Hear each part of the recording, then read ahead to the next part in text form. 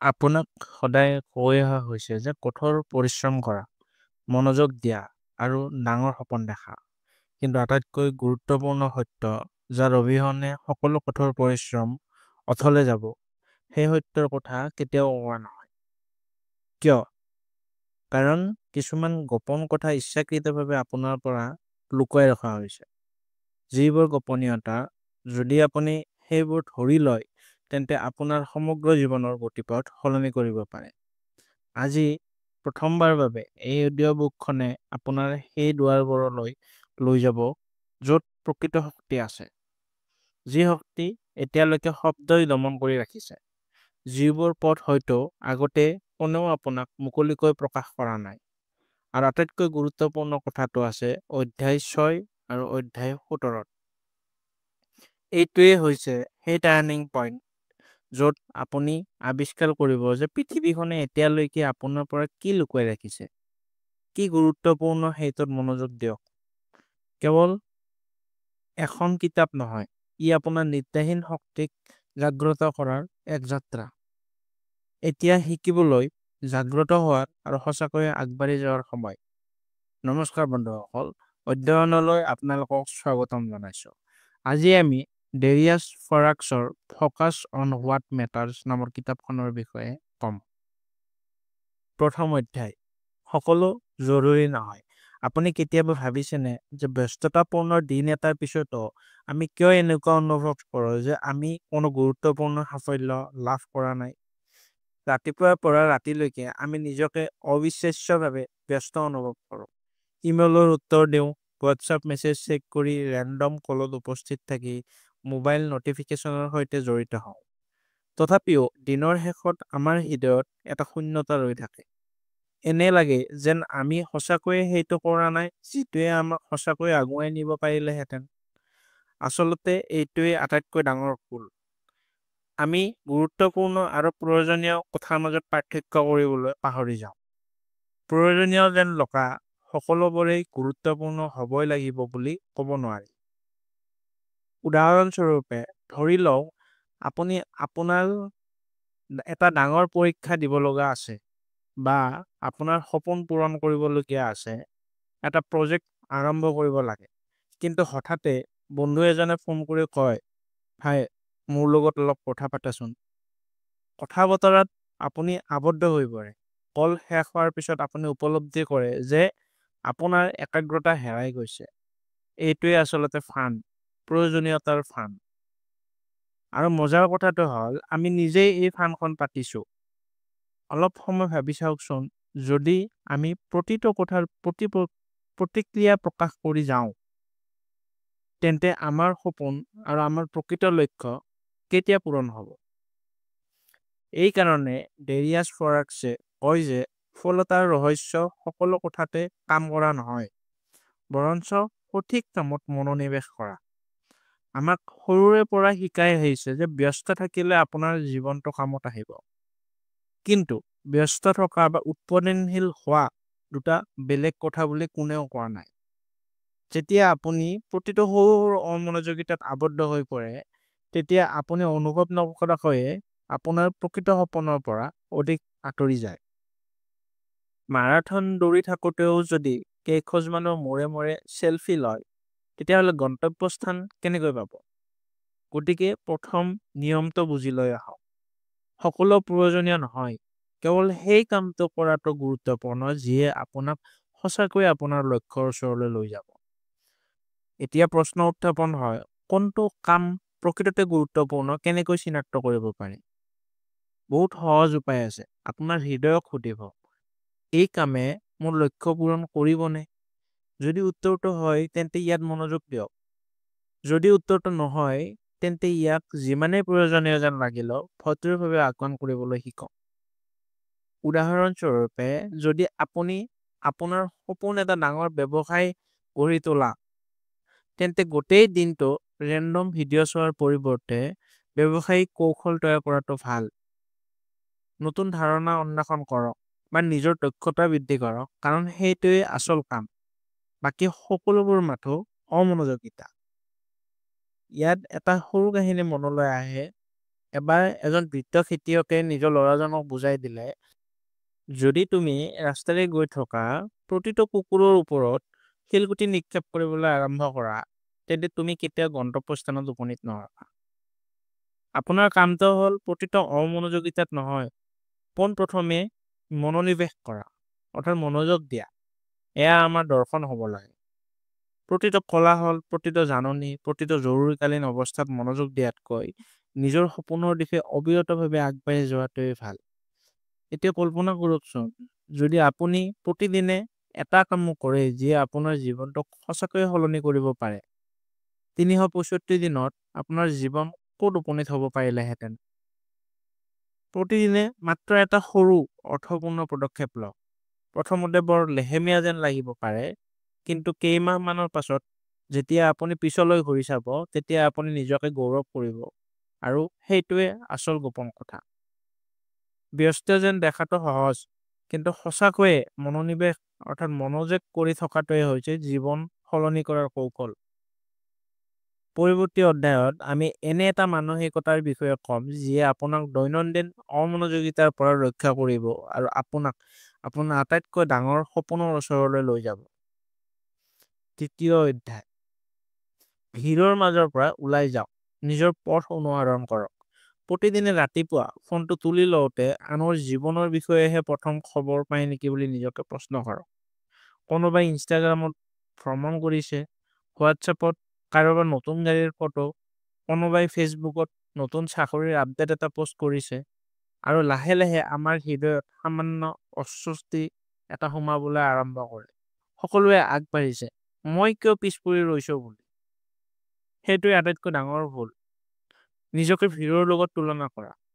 ডেৰিয়াছ ফৰাক্সে কয়, যদি আপুনি সদায় আনৰ দৰে একেখন দৌৰত দৌৰি থাকে, তেন্তে আপুনি কেতিয়াও নিজৰ দৌৰত জয়ী হ'ব নোৱাৰে। কল্পনা কৰকচোন, এজন আম খেতিয়কে যদি প্ৰতিদিনে আনৰ আপেল বাগিচাখনলৈ চাই থাকে, তেন্তে তেওঁ কেতিয়াবা ভাল আম খেতি কৰিব পাৰিবনে? তেওঁৰ খেতি পথাৰ, বীজ, শস্য চপোৱাৰ যত্ন লোৱাটোহে প্ৰথম প্ৰয়োজন। ভিৰৰ কোলাহলত নহয়, নিজৰ কামত নিজকে ডুবাই ৰখাটো প্ৰয়োজন। প্ৰকৃত সফলতা তেতিয়াই আহে যেতিয়া আপুনি নিজৰ পথ বিচাৰি পায়, আনক কপি অংকন কৰা লাইন অনুসৰণ যেতিয়া নকৰে। উদাহৰণস্বৰূপে, যদি আপোনাৰ সপোন লিখাৰ ক্ষেত্ৰত কেৰিয়াৰ গঢ়ি তোলা, তেন্তে কেৱল বাকী সকলোৱে কৰি আছে বাবে আপুনি IT চাকৰি এটা লোৱা প্ৰয়োজন নেকি? ই আপোনাক কেতিয়াও ভিৰৰ ভিতৰৰ পৰা সুখী নকৰে। ভিৰ এৰি যোৱাটো সহজ নহয়, অকলশৰীয়া অনুভৱ কৰিব, সন্দেহ থাকিব, কিন্তু প্ৰকৃত সন্তুষ্টি নিহিত হৈ আছে ভিৰৰ বাটত নহয়, নিজৰ বাটত। এতিয়া কল্পনা কৰকচোন, আজিৰ পৰা যদি আপুনি কেৱল আপোনাৰ সপোনবোৰত মনোনিৱেশ কৰে আৰু তুলনা এৰি দিয়ে, তেন্তে অহা বছৰত আপোনাৰ বৃদ্ধি কিমান দ্ৰুত হ'ব পাৰে। পৰৱৰ্তী অধ্যায়ত আমি শিকিম যে আপোনাৰ সময়ক কেনেকৈ আপোনাৰ আটাইতকৈ ডাঙৰ বিনিয়োগ কৰিব পাৰে। আপোনাৰ সময়ৰ প্ৰকৃত শক্তি বুজি লওক। তৃতীয় অধ্যায়, সময়ক বুজি লওক, আপোনাৰ জীৱন সলনি কৰক। কল্পনা কৰক আপোনাৰ হাতত 86,400 টকা আছে, কিন্তু চৰ্ত হ'ল মাজনিশা 12 বজাৰ পিছত আপোনাৰ হাতত যিখিনি বাকী থাকে খৰচ কৰি উঠি সেয়া শূন্য হৈ পৰিব।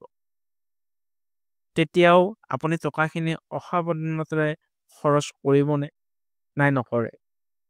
কিন্তু আমি প্ৰতিদিনে 86,400 ছেকেণ্ড নষ্ট কৰি পেলাওঁ, কোনো চিন্তা চৰ্চা বা বুজি নোপোৱাকৈ। ডেৰিয়াছ ফৰাক্সে কয় যে সময় বুজি পোৱা সকলেহে জীৱন জয় কৰিব পাৰিছে। সময় আটাইতকৈ মূল্যৱান মুদ্ৰা। টকা উপাৰ্জন কৰি পুনৰ লাভ কৰিব পাৰি, কিন্তু সময় এবাৰ হেৰাই গ'লে কেতিয়াও ঘূৰি নাহে। প্ৰশ্ন উত্থাপন হয়, সময় কেনেকৈ পৰিচালনা কৰিব? পদ্ধতিটো যথেষ্ট সহজ। প্ৰতিদিনে পুৱা নিজকে সুধিব যে আপোনাৰ আটাইতকৈ গুৰুত্বপূৰ্ণ কামটো কি, আৰু তাৰ পিছত গোটেই দিনটো সেই কামত মনোনিৱেশ কৰক। উদাহৰণস্বৰূপে, যদি আজি আপোনাৰ লক্ষ্য আপোনাৰ ঘৰৰ কাম এটা কৰাৰ, তেন্তে প্ৰথমে তাৰ বাবে এটা নিৰ্দিষ্ট সময় উলিয়াই ৰাখক।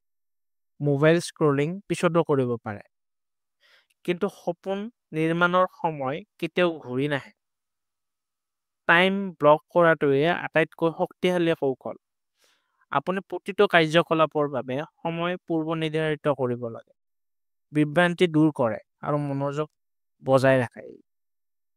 এতিয়া কল্পনা কৰকচোন, আপুনি যদি সচেতনভাৱে প্ৰতিদিনে আপোনাৰ সময়ত 10% সময়ও বিনিয়োগ কৰে, তেন্তে এবছৰত কিমান উল্লেখযোগ্য অগ্ৰগতি লাভ কৰিব পাৰিব। পৰৱৰ্তী অধ্যায়ত আমি শিকিম যে সঠিক অগ্ৰাধিকাৰ নিৰ্ধাৰণ কৰাটো কেনেকৈ সফলতাৰ প্ৰকৃত পথ। ফকাছৰ পৰৱৰ্তী পদক্ষেপটো শিকি লওঁ আহক। চতুৰ্থ অধ্যায়টো হ'ল সঠিক বস্তু বাছি লোৱাটোৱে প্ৰকৃত জয়। আপুনি কেতিয়াবা অনুভৱ কৰিছেনে যে ব্যস্ত দিনটোৰ পিছত ৰাতি কোনো অৰ্থপূৰ্ণ একো নহ'ল যেন অনুভৱ হয়? কিয়? কাৰণ আমি প্ৰায়ে সকলো কাম কৰিব চেষ্টা কৰোঁ, কিন্তু সঠিক বস্তু বাছি লোৱাত ব্যৰ্থ হওঁ। ডেৰিয়াছ ফৰাক্সে কয়, সফলতাৰ ৰহস্য অধিক কাম কৰা নহয়, সঠিক কাম কৰা। উদাহৰণস্বৰূপে, যদি আপুনি আজি সিদ্ধান্ত লয় যে আপুনি কেৱল আপোনাৰ দীৰ্ঘম্যাদী লক্ষ্যৰ সৈতে জড়িত প্ৰকল্পসমূহহে কৰিব, তেন্তে আপোনাৰ প্ৰচেষ্টা আৰু শক্তি পোনপটীয়াকৈ আপোনাৰ সপোনৰ দিশে যাব। বাকী সকলোবোৰেই এৰাব নোৱাৰা সভা, অপ্ৰয়োজনীয় পাৰ্টি আৰু আলোচনা মাত্ৰ শক্তি নিষ্কাশন হয়। সঠিক বস্তু বাছি লোৱাটো অস্বস্তিকৰ। কেতিয়াবা না ক'ব লগা হয়। কেতিয়াবা মূৰ্খ যেন লাগে, কিন্তু মনত ৰাখিব, প্ৰতিবাৰেই ভুল কথাবোৰত হয় বুলি ক'লে আপুনি আপোনাৰ সপোনক নাকচ কৰি আছে। এতিয়া কল্পনা কৰকচোন, আজিৰ পৰা আৰম্ভ কৰি প্ৰতিদিনে সচেতনভাৱে মাত্ৰ এটা সঠিক বস্তু বাছি ল'লে এবছৰৰ পিছত আপোনাৰ জীৱনটো কিমান বেলেগ হ'ব। আমি পৰৱৰ্তী অধ্যায়ত আলোচনা কৰিম যে সৰু সৰু সামঞ্জস্যই কেনেকৈ ডাঙৰ সফলতা দিয়ে। আমাৰ সপোনৰ ভেটি সুদৃঢ় কৰোৱা আহক। পঞ্চম অধ্যায়, সৰু সৰু খোজ ডাঙৰ গন্তব্যস্থান। আমি যেতিয়াই কোনোবা এজন সফল ব্যক্তিৰ কাহিনী পঢ়ো, তেতিয়াই এনে লাগে যে তেওঁলোকে ৰাতিটোৰ ভিতৰতে কিবা এটা ডাঙৰ অৰ্জন কৰিলে। কিন্তু বাস্তৱত প্ৰতিটো ডাঙৰ সফলতাৰ আঁৰত থাকে হাজাৰ হাজাৰ সৰু সৰু বিৰক্তিকৰ লগা খোজ। ডেৰিয়াছ ফৰাক্সে কৈছে যে তীব্ৰতাই নহয়, সামঞ্জস্যই সকলো সলনি কৰিব পাৰে। কল্পনা কৰকচোন, যদি আপুনি প্ৰতিদিনে মাত্ৰ 20 মিনিটৰ বাবে এটা গুৰুত্বপূৰ্ণ দক্ষতাৰ ওপৰত কাম কৰে, তেন্তে এবছৰত 120 ঘণ্টাৰ অগ্ৰগতি লাভ কৰিব পাৰিব। 20 মিনিট একো নহয় যেন লাগিব পাৰে, কিন্তু ইয়াৰ ক্ৰমবৰ্ধমান প্ৰভাৱ প্ৰকৃত গেম চেঞ্জাৰ। উদাহৰণস্বৰূপে, দিনটোত এটা পৃষ্ঠা লওক। পঢ়াটো সৰু যেন লাগে, কিন্তু বছৰত 365 পৃষ্ঠা, হয়তো 2খন বা 3খন কিতাপ সম্পূৰ্ণ হ'ব। সৰু সৰু খোজবোৰ বিৰক্তিকৰ যেন লাগিব পাৰে, তাৎক্ষণিক ফলাফল দেখা নাযায়, কিন্তু প্ৰকৃত যাদু লাহে লাহে ঘটে। এতিয়া কল্পনা কৰকচোন, আজিৰ পৰা মাত্ৰ সৰু সৰু পদক্ষেপ ল'বলৈ আৰম্ভ কৰিলে পৰৱৰ্তী বছৰত আপোনাৰ পৰিচয়, আপোনাৰ চিন্তাধাৰা, আপোনাৰ বাস্তৱতা কিমান সলনি হ'ব পাৰে। এতিয়া সেই টাৰ্ণিং পইণ্ট আহি আছে পৰৱৰ্তী অধ্যায়ত, য'ত আমি প্ৰথম ডিপ আই অন বেনাৰ চাম। অধ্যায় 6 আপোনাৰ চিন্তাধাৰাক জোকাৰি যাব পাৰে, গতিকে সাজু হওক। আপোনাৰ আটাইতকৈ ডাঙৰ শত্ৰু কোন? দুৰ্ভাগ্য, পৰিয়ালৰ হেঁচা, সুযোগ কম, এইবোৰ নহয়। আপোনাৰ আটাইতকৈ ডাঙৰ শত্ৰু আপোনাৰ নিজৰ মন। ডেৰিয়াছ ফৰাক্সে কয়, অমনোযোগিতা আৰু অজুহাত আপোনাৰ আটাইতকৈ ডাঙৰ বিফলতাৰ প্ৰকৃত কাৰণ। ভাবি চাওকচোন, আজি মোৰ মন নাযায়, অলপ সময় ইউটিউব চাওক, কাইলৈ নিশ্চয় আৰম্ভ কৰিম। এই সকলোবোৰ অজুহাত আপোনাৰ মনটোৱে সৃষ্টি কৰে। আপোনাৰ মনটোৱে আপোনাক নিজৰ কমফৰ্ট জোনত ৰাখিব বিচাৰে। কাৰণ মনৰ কাম হ'ল বিপদৰ পৰা ৰক্ষা কৰা আৰু অস্বস্তিৰ পৰা উপশম দিয়া। কিন্তু বৃদ্ধি সদায় আৰম্ভৰ বাহিৰতহে হয়। উদাহৰণস্বৰূপে, আজি জিমলৈ যাবলগীয়া হ'লে মনটোৱে ক'ব যে কাইলৈৰ পৰা আৰম্ভ কৰক। কিন্তু যেতিয়া আপুনি ইয়াক আওকাণ কৰি জিমলৈ যায়, তেতিয়া প্ৰকৃত মন নিয়ন্ত্ৰণ আৰম্ভ হয়। মনটোক আয়ত্ত কৰাটো এদিনীয়া কাম নহয়, দৈনন্দিন সংগ্ৰাম। সজাগতা প্ৰথম পদক্ষেপ। প্ৰতিবাৰেই আপোনাৰ মনটোৱে আপোনাক অজুহাত দেখুৱালে মাত্ৰ নিজকে এটা প্ৰশ্ন কৰক, এইটোৱে মোক সঁচাকৈয়ে সহায় কৰিছেনে? এতিয়া কল্পনা কৰকচোন, আজি আপোনাৰ মনটোৱে কৰা প্ৰতিটো অজুহাত ধৰিবলৈ আৰম্ভ কৰিলে অহা কেইমাহমানৰ ভিতৰত আপোনাৰ শক্তি কিমান বৃদ্ধি পাব পাৰে। পৰৱৰ্তী অধ্যায়ত আমি শিকিম যে আত্ম অনুশাসন কেনেকৈ মহাশক্তিলৈ ৰূপান্তৰিত কৰিব পাৰি। সপ্তম অধ্যায়, অনুশাসন প্ৰকৃত মহাশক্তি ক্ষমতা। কল্পনা কৰকচোন, যদি এটা বস্তু থাকিলেহেঁতেন যিয়ে প্ৰতিটো সপোনক বাস্তৱত পৰিণত কৰিব পাৰিলেহেঁতেন, টকাই হওক, স্বাস্থ্যই হওক বা সম্পৰ্কই হওক, কি হ'ব? ই হ'ব আত্ম অনুশাসন। ডেৰিয়াছ ফৰাক্সে কয় যে প্ৰেৰণা আহিব আৰু যাব পাৰে, কিন্তু অনুশাসন সদায় ৰৈ থাকে। প্ৰেৰণাৰ ওপৰত নিৰ্ভৰ কৰাটো বৰষুণৰ বাবে অপেক্ষা কৰাৰ দৰে। কেতিয়াবা আহিব, কেতিয়াবা নাহিব, কিন্তু অনুশাসনে নিজৰ ডাৱৰ আনে। অনুশাসন মানে বিৰক্তিকৰ জীৱন নহয়। অনুশাসন মানে নিজৰ ডাঙৰ ডাঙৰ লক্ষ্যক নিজৰ ক্ষণিকৰ ইচ্ছাৰ ওপৰত স্থান দিয়া। এটা উদাহৰণ বিবেচনা কৰোঁ আহক। যদি আপুনি প্ৰতিদিনে পুৱা 30 মিনিট কিতাপ এখন পঢ়িবলৈ সিদ্ধান্ত লয়, তেন্তে আপুনি যিমানেই টোপনি নাযাওক কিয়, আপুনি উঠি পঢ়িব। প্ৰতিদিনে সৰু সৰু অনুশাসিত কাৰ্যই যোগ কৰি আপোনাৰ সপোনৰ জীৱনটো সৃষ্টি কৰে। কোনো এটা ডাঙৰ বীৰত্বপূৰ্ণ মুহূৰ্ত নাই, প্ৰতিদিনে লোৱা সৰু সৰু সিদ্ধান্তবোৰে আপোনাৰ ভাগ্য লিখে। কল্পনা কৰকচোন, আজিৰ পৰা আৰম্ভ কৰি প্ৰতিদিনে আত্ম অনুশাসনৰ মাত্ৰ এটা সৰু খোজ দিলে এবছৰত আপুনি কিমান পৰিৱৰ্তন হ'ব। এতিয়া পৰৱৰ্তী অধ্যায়ত আমি শিকিম যে সৰু সৰু অভ্যাসে কেনেকৈ ডাঙৰ লক্ষ্যলৈ লৈ যায়। অষ্টম অধ্যায়, সৰু সৰু অভ্যাস ডাঙৰ পৰিৱৰ্তন। আমি প্ৰতিবাৰে আমাৰ জীৱন সলনি কৰাৰ কথা ভাবিলে ডাঙৰ ডাঙৰ লক্ষ্য মনলৈ আহে। প্ৰতিদিনে 4 ঘণ্টা পঢ়িম, প্ৰতি মাহে 2খনকৈ কিতাপ শেষ কৰিম, কিন্তু এই কামটো কৰিবলৈ চেষ্টা কৰিলে 3 দিনৰ ভিতৰতে আমি ক্লান্ত হৈ পৰোঁ। বাস্তৱত সৰু সৰু অভ্যাসৰ জৰিয়তে জীৱন সলনি হয়। ডেৰিয়াছ ফৰাক্সে কয় যে মাইক্ৰ হেবিটেই সফলতা আনে। উদাহৰণস্বৰূপে, প্ৰতিদিনে পুৱা সাৰ পোৱাৰ লগে লগে 5 মিনিটৰ বাবে কৃতজ্ঞতা নোট লিখা, প্ৰতি নিশা 10 মিনিট পঢ়া, প্ৰতি সন্ধিয়া 15 মিনিট ৱৰ্কআউট কৰা। এই সৰু সৰু খোজবোৰ বিৰক্তিকৰ যেন লাগিব পাৰে, কিন্তু ই আপুনি হ'ব বিচৰা মানুহজনলৈ ৰূপান্তৰিত কৰে। সৰু সৰু অভ্যাসৰ আচল যাদু নিহিত হৈ আছে ইয়াৰ যৌগিক প্ৰভাৱ। বেংকৰ সৰু বেলেন্সৰ দৰে দৈনিক সঞ্চয়ৰ ফলত এদিন যথেষ্ট সঞ্চয় হ'ব পাৰে। একেদৰে সৰু সৰু অভ্যাসবোৰেও শক্তিশালী ব্যক্তিত্বৰ সৃষ্টি কৰিব পাৰে। এতিয়া কল্পনা কৰকচোন, যদি আপুনি আজি মাত্ৰ 3টা মাইক্ৰ হেবিট গ্ৰহণ কৰে, আপুনি অহা বছৰত আপোনাৰ পূৰ্বৰ আত্মাক অতিক্ৰম কৰিব পাৰে। পৰৱৰ্তী অধ্যায়ত আমি শক্তি ব্যৱস্থাপনাৰ ৰহস্যৰ বিষয়ে আলোচনা কৰিম। নৱম অধ্যায়, শক্তিশালী প্ৰকৃত খেল পৰিৱৰ্তনকাৰী। আপুনি কেতিয়াবা আপোনাৰ দিনটো উত্তেজনাৰে আৰম্ভ কৰিছেনে? কিন্তু দুপৰীয়ালৈকে আপোনাৰ সকলো উৎসাহ নাইকিয়া হৈ গৈছেনে? শক্তি নিষ্কাশনৰ প্ৰভাৱ এইটোৱে। ডেৰিয়াছ ফৰাক্সে কয়, মনোযোগ তেতিয়াহে সম্ভৱ যেতিয়া আপোনাৰ শক্তি বেছি হয়। শক্তি কেৱল ভৌতিক নহয়, মানসিক আৰু আৱেগিক শক্তি সমানেই গুৰুত্বপূৰ্ণ। যদি আপোনাৰ মনটো ভাগৰুৱা হৈ পৰে আৰু আপোনাৰ হৃদয়খন গধুৰ হয়, তেন্তে পৃথিৱীৰ আটাইতকৈ ভাল সুযোগটো ঠিক সন্মুখতে থাকিলেও আপুনি পদক্ষেপ ল'ব নোৱাৰিব। এতিয়া প্ৰশ্ন হয়, শক্তি কেনেকৈ বজাই ৰাখিব? সৰু সৰু সহজ পদক্ষেপ লওক। সঠিক টোপনি মাৰক, কমেও 7 ঘণ্টা। প্ৰচেছড খাদ্য কমাওক। আপোনাৰ মোবাইল ফোনত সময় সীমিত কৰক। দিনটোত 15 মিনিট খোজ কাঢ়িব লাগিব। গভীৰ উশাহ লোৱাৰ অভ্যাস কৰক। উদাহৰণস্বৰূপে, যদি আপুনি ভাল টোপনি যায় তেন্তে আপোনাৰ ৰাতিপুৱাৰ মনোযোগ আৰু সৃষ্টিশীলতা বেলেগ স্তৰত থাকে।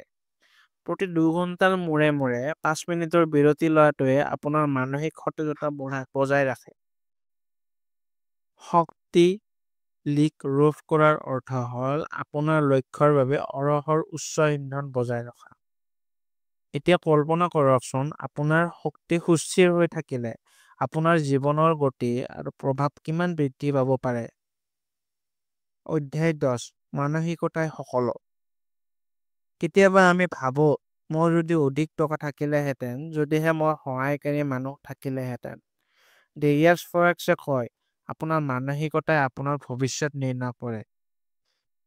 এই উদাহৰণটোলৈ মন কৰক। দুজন মানুহৰ অৱস্থাই একে। এজনে সুযোগ দেখে, আনজনে সমস্যা। ইতিবাচক মানসিকতা থকাজনে সমাধান বিচাৰি পায়। নেতিবাচক মানসিকতা থকাজনে অজুহাত দেখুৱায়। মানসিকতাৰ প্ৰকৃত অৰ্থ হ'ল সকলোকে বৃদ্ধিৰ সুযোগ হিচাপে চোৱা। যেতিয়া কোনো সমস্যাৰ সৃষ্টি হয়, তেতিয়া ভাবিব, ইয়াৰ পৰা মই কি শিকিব পাৰোঁ? ইয়াৰ পৰা মই কেনেকৈ শক্তিশালী হ'ম? ইতিবাচক মানসিকতা গঢ়ি তোলাটো এটা দক্ষতা যিটো অনুশীলনৰ লগে লগে আহে। এতিয়া কল্পনা কৰকচোন, আজিৰ পৰা প্ৰতিটো পৰিস্থিতিৰ কাষ চাপিলে আপোনাৰ আত্মবিশ্বাস, স্থিতিস্থাপকতা আৰু সফলতা কিমান বৃদ্ধি পাব। অধ্যায় 11 গভীৰ কৰ্ম ধ্যানৰ প্ৰকৃত শক্তি। আপুনি কেতিয়াবা এনেকুৱা কিবা এটা অনুভৱ কৰিছেনে, যেতিয়া আপুনি এটা কামত ইমানেই ডুব যায় যে সময়ৰ হিচাপ হেৰুৱাই পেলায়? এনেকুৱাই হয় গভীৰ কাম। ডেৰিয়াছ ফৰেক্সে কয় যে গভীৰ মনোযোগ থকাসকলেহে প্ৰকৃত সাফল্য লাভ কৰে। গভীৰ কামৰ অৰ্থ হ'ল কোনো ধৰণৰ অমনোযোগিতা নোহোৱাকৈ এটা কামত নিজকে সম্পূৰ্ণৰূপে নিমজ্জিত কৰা। এতিয়া প্ৰশ্ন হয়, গভীৰ কাম কেনেকৈ কৰিব? কিছুমান সহজ অভ্যাস। ৰাতিপুৱাৰ প্ৰথম ঘণ্টাটো মোবাইল ফোনটো দূৰত ৰাখক। নিস্তব্ধ ঠাই বাছি লওক। কাম আৰম্ভ কৰাৰ আগতে গভীৰ উশাহ লোৱাৰ অভ্যাস কৰক। পমোডো কৌশল ব্যৱহাৰ কৰক। 25 মিনিট ফ'কাছ আৰু 5 মিনিটৰ বিৰতি। উদাহৰণ চাওক, প্ৰতিদিনে পুৱা 2 ঘণ্টা গভীৰ কাম কৰিলে 6 মাহৰ ভিতৰতে সম্পূৰ্ণ নতুন দক্ষতা বা প্ৰজেক্ট এটা গঢ়ি তুলিব পাৰিব। গভীৰ কামে কেৱল সময় ৰাহি নকৰে, গভীৰ কামে আপোনাৰ সমগ্ৰ জীৱনটোক ৰূপান্তৰিত কৰে।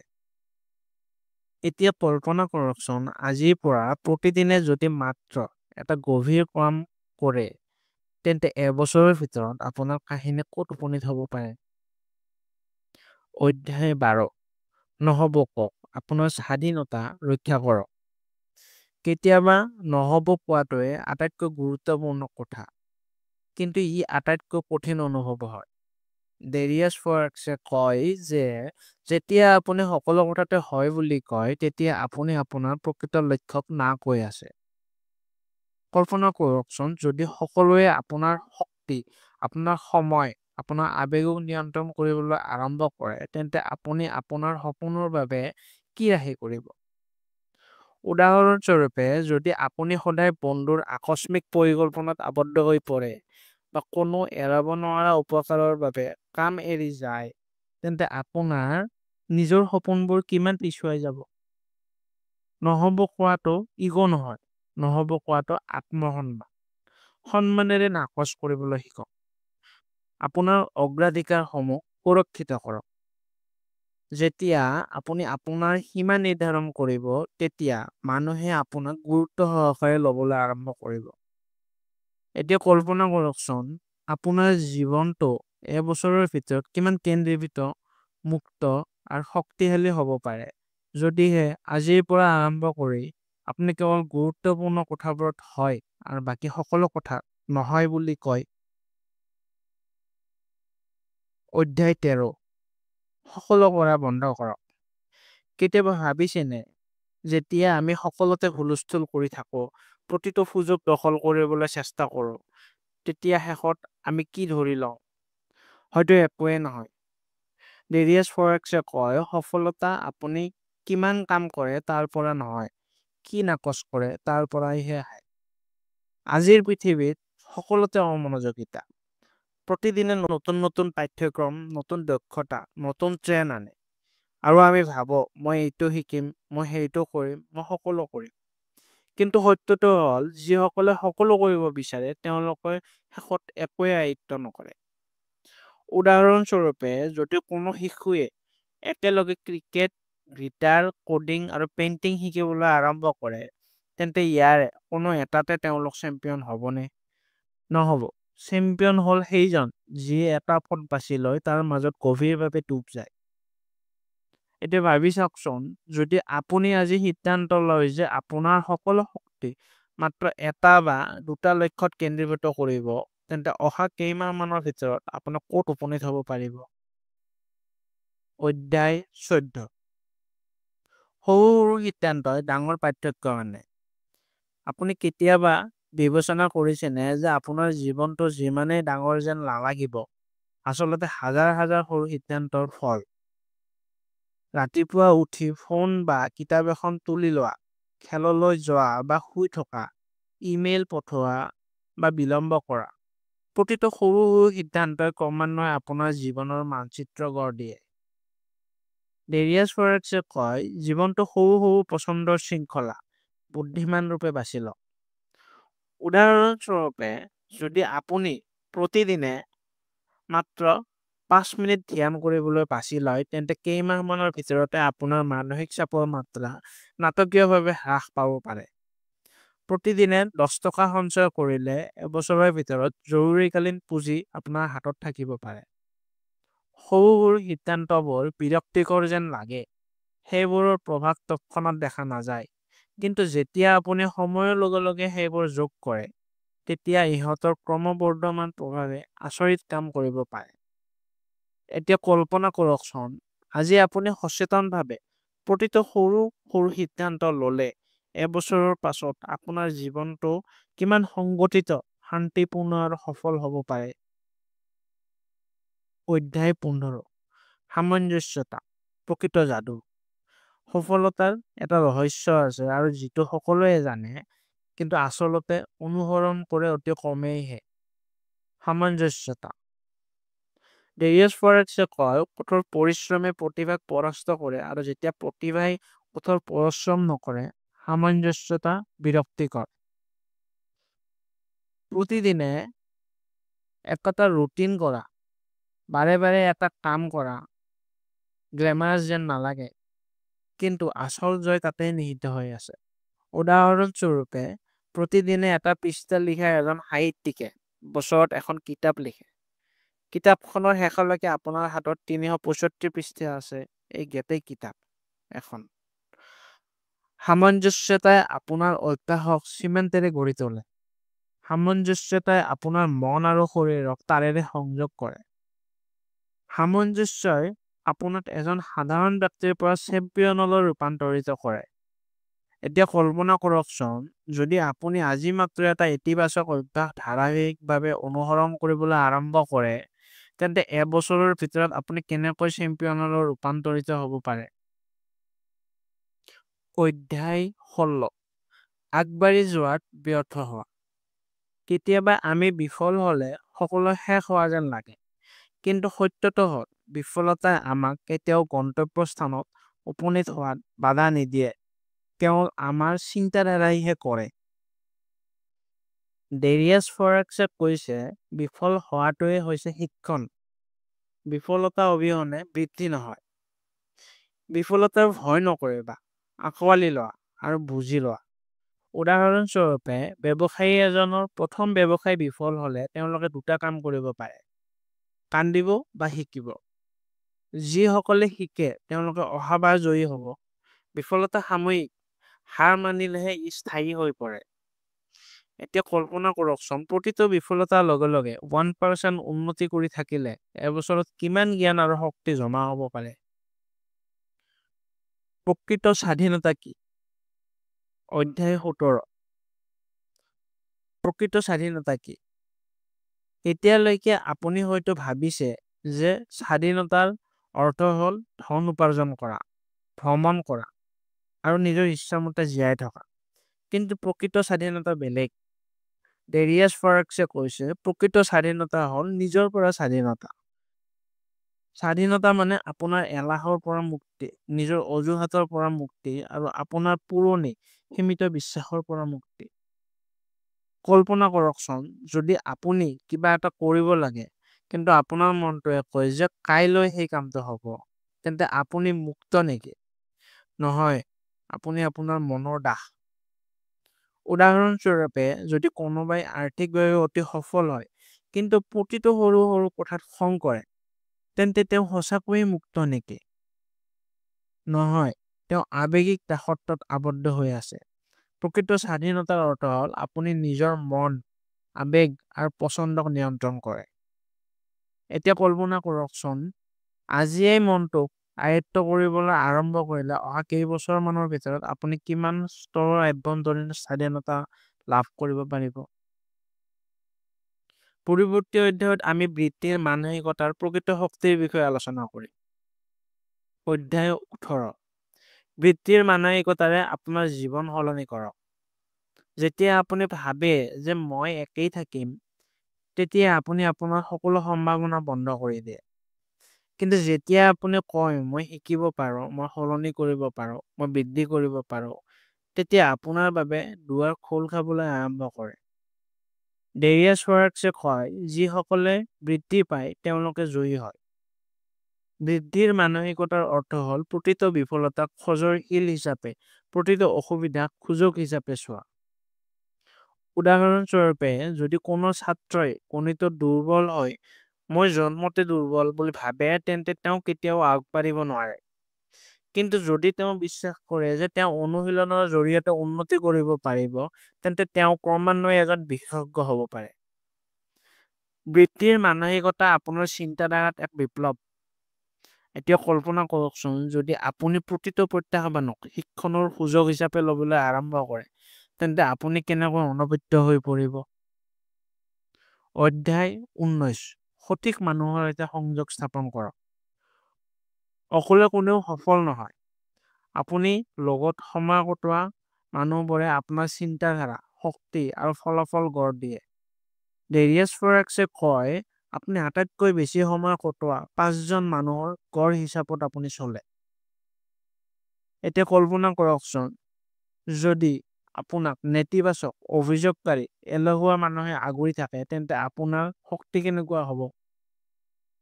কিন্তু যদি আপুনি বৃদ্ধিৰ মানসিকতাৰ থকা ইতিবাচক মানুহৰ লগত সান্নিধ্য লাভ কৰে, তেন্তে আপুনি এইখিনি লাভ কৰিবলৈ সক্ষম হ'ব। ক্ৰিয়ামুখী মানুহৰ লগত নিজকে ঘেৰি ৰাখিলে কিমান ওপৰলৈ উৰি যাব পাৰে। উদাহৰণস্বৰূপে, প্ৰতিদিনে স্বাস্থ্যৰ প্ৰতি সচেতন বন্ধুক লগ পালে আপুনি স্বয়ংক্ৰিয়ভাৱে স্বাস্থ্যৰ প্ৰতি গুৰুত্ব ল'বলৈ আৰম্ভ কৰি দিব। গতিকে নেটৱৰ্ক সচেতন হওক। কাৰ লগত সময় কটাব নোৱাৰিব, সেইটোও বাছি লওক। এতিয়া কল্পনা কৰকচোন, আজিৰ পৰা যদি আপুনি নিজকে কেৱল বৃত্তিৰ মানসিকতাৰ মানুহৰ সৈতে ঘেৰি ৰাখে, এবছৰত আপোনাৰ গতি আৰু সফলতা কিমান বৃদ্ধি পাব পাৰে। এতিয়া শেষৰ অধ্যায়টোলৈ আগবাঢ়ো, য'ত আমি সমগ্ৰ যাত্ৰাটোৰ প্ৰকৃত সাৰমৰ্ম উলিয়াম। অধ্যায় 20। মনোনিৱেশ কৰক আৰু জয় নিশ্চিত।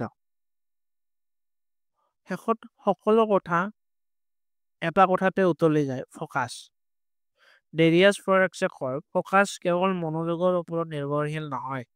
ইয়াৰ অৰ্থ হৈছে বাকী সকলোকে আওকাণ কৰা। ফ'কাছ মানে পৃথিৱীৰ কোলাহলৰ মাজতো নিজৰ সপোনৰ মাত শুনা। উদাহৰণস্বৰূপে, যদি আপুনি ধনুৰ্বিদৰ দৰে নিজৰ লক্ষ্যত মনোনিৱেশ কৰে, বতাহ যিমানেই তীব্ৰ নহওক কিয় আপোনাক হৰুৱাব নোৱাৰিব। ফ'কাছে আপোনাক সাধাৰণৰ পৰা অসাধাৰণলৈ ৰূপান্তৰিত কৰে। ফ'কাছে আপোনাক কোলাহলৰ পৰা সত্যলৈ লৈ যায়। মনোনিৱেশ কৰিলে আপুনি সেইখিনি লাভ কৰে যিটো আনৰ সপোনেহে দেখা যায়। এতিয়া কল্পনা কৰকচোন, যদি আপুনি আজিৰ পৰা আৰম্ভ কৰি প্ৰতিদিনে মাত্ৰ অলপ ভালকৈ মনোনিৱেশ কৰে, অৰ্থাৎ মনোযোগ দিয়ে, তেন্তে অহা কেইবছৰমানৰ ভিতৰত আপুনি নিজৰ কি সংস্কৰণ দেখিব। চূড়ান্ত উপসংহাৰ, আপোনাৰ মনোযোগ সলনি কৰক। নিজৰ জীৱন সলনি কৰক। এতিয়া এই যাত্ৰাৰ শেষত খন্তেক সময়ৰ বাবে চকু দুটা মুদি চিন্তা কৰক। মাজত কিমান কথা সলনি হৈছে। আপোনাৰ চিন্তাধাৰা, আপোনাৰ অগ্ৰাধিকাৰ, নিজৰ সৈতে আপোনাৰ সম্পৰ্ক। এতিয়া আপুনি জানে যে প্ৰকৃত শক্তি বাহিৰৰ জগতখন জয় কৰাত নহয়, আপোনাৰ মন, আপোনাৰ শক্তি, আপোনাৰ মনোযোগ জয় কৰাতহে নিহিত হৈ আছে। আপুনি দেখিছে যে দৈনন্দিন সৰু সৰু সিদ্ধান্তই কিমান ডাঙৰ লক্ষ্যলৈ লৈ যায়। বিৰক্তিকৰ যেন লাগিলেও কেনেকৈ ধাৰাবাহিকতাই অলৌকিকতাৰ সৃষ্টি কৰে আৰু মানসিকতাই কেনেকৈ প্ৰতিটো পৰাজয়ক নতুন আৰম্ভণিলৈ ৰূপান্তৰিত কৰিব পাৰে। যিটো গুৰুত্বপূৰ্ণ তাত মনোনিৱেশ কৰক। এইখন কেৱল এখন কিতাপ নহয়, ই এখন দাপোন য'ত আপুনি আপোনাৰ প্ৰকৃত সম্ভাৱনা দেখা পাব। এতিয়া প্ৰশ্নটো আপুনি কি কৰিব পাৰে সেইটো নহয়, কিন্তু একমাত্ৰ প্ৰশ্নটো হ'ল আপুনি সেইটো বাছি ল'বনে যিটোৱে আপোনাৰ জীৱনটোক সঁচাকৈয়ে সলনি কৰিব পাৰে। এই যাত্ৰাৰ আটাইতকৈ সুন্দৰ অংশটো হ'ল পৰিৱৰ্তন আপোনাৰ হাতত। যিমানে অমনোযোগিতা নাথাকক কিয়, পথটো যিমানে কঠিন যেন নালাগক কিয়, এতিয়া আপুনি জানে যে যদি ফ'কাছ সঠিক হয় তেন্তে গন্তব্যস্থান নিশ্চিত। গতিকে আজি নিজৰ ওচৰত, নিজৰ সপোনক লৈ, আমাৰ জীৱনক লৈ এটা সৰু প্ৰতিশ্ৰুতি দিওঁ। মই প্ৰতিদিনে অলপ ভাল হওঁ। মই কেৱল সেইবোৰ কথাতে গুৰুত্ব দিম যিবোৰ সঁচাকৈয়ে গুৰুত্বপূৰ্ণ। আৰু মই মোৰ নাম লিখিম বিজয়ীসকলৰ মাজত, হাৰ মানি যোৱাসকলৰ মাজত নহয়। ধন্যবাদ। যদি আপুনি এই সাৰাংশটো ভাল পাইছে তেন্তে লাইক কৰিব। আমাৰ চেনেলটো ছাবস্ক্ৰাইব কৰক আৰু তলত কমেণ্ট কৰি আপোনাৰ মতামত শ্বেয়াৰ কৰক। আপোনাৰ মতামত আমাৰ বাবে অতি গুৰুত্বপূৰ্ণ আৰু ই আমাক উন্নত বিষয়বস্তু সৃষ্টি কৰাত সহায় কৰে। আহক আমি আমাৰ চিন্তাৰ সৈতে মিলি এখন নতুন পৃথিৱী আৰু উন্নত পৃথিৱী সৃষ্টি কৰোঁ। জয় আই অসম।